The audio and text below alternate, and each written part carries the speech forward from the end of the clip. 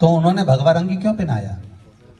विरोध का मूल कारण केवल इतना सा है कि उन्होंने अगर कपड़े ही पहनाना थे तो नीले पहना देते, कोई हरा पहना देता, कोई काला पहना देता। कोई जरूरी है कि उसको भगवा रंग के ही कपड़े पहनाना? विरोध का कारण उन्होंने खुद उत्पन्न करा। यहाँ कोई को फुर्सत नहीं है कि किसी को पागल कुत्ता नहीं काटा है कि वो जान करके भौंकेगा या जान कर वो चिल्लाएगा। मूलतः ये है कि आप स्वयं सनातन धर्म के व्यक्ति को या भगवा रंग को ऐसा जनमानस में लाना चाहते हो कि ये एक ऐसा रंग है। उसने शब्द भी कहा कि ये मैं कपड़ा पहन रखा हूं, ये मुझे ऐसा कुछ बोला है उन्होंने कि ये कपड़ा पहन रखा हूं और ये मेरे लिए ठीक नहीं। तो तुम खुद कह रहे हो कि ये कपड़ा तुम्हारे लिए ठीक नहीं है, तो काहे को पहना हो भाई?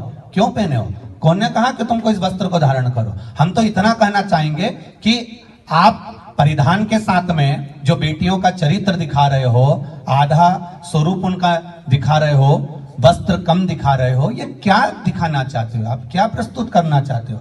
क्या हमारे यहाँ की बहन बेटियां ऐसी हैं?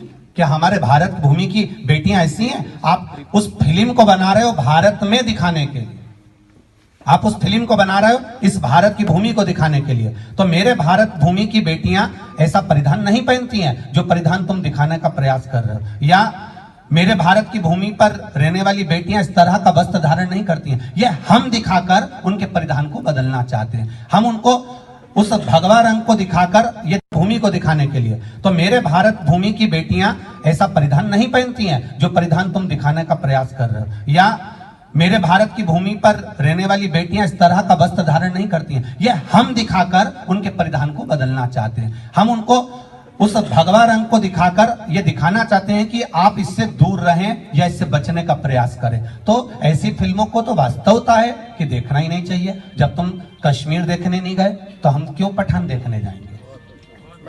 रहेगा आरएसएस और बजरंग दल का नाम इसलिए लिया गया, इन दोनों को कभी चुनाव लड़ते देखा है आपने? आरएसएस को कभी चुनाव लड़ते देखा है? बजरंग दल को कभी चुनाव लड़ते देखा है? ये किस पार्टी के हैं किसको मालूम है? कभी इनका बंदा कोई खड़ा हुआ हो कि मैं बजरंग दल का हूं और आपको मेरे को बजरंग दल को आपको वोट देना? कभी ये कहा हो कि बजरंग दल को वोट देना? कभी कहा हो कि आरएसएस को वोट देना हो तो जरूर मेरे पास लेकर आना। क्योंकि जब जब सनातन धर्म पर आंच आती है, कहीं बाढ़ आती है, उस समय पर ये नहीं देखा जाता कि ये कौन सी पार्टी का है। उस समय पर देखा जाता है ये हिंदू है, सनातनी है, या संसार में जन्म लेने वाला मनुष्य है।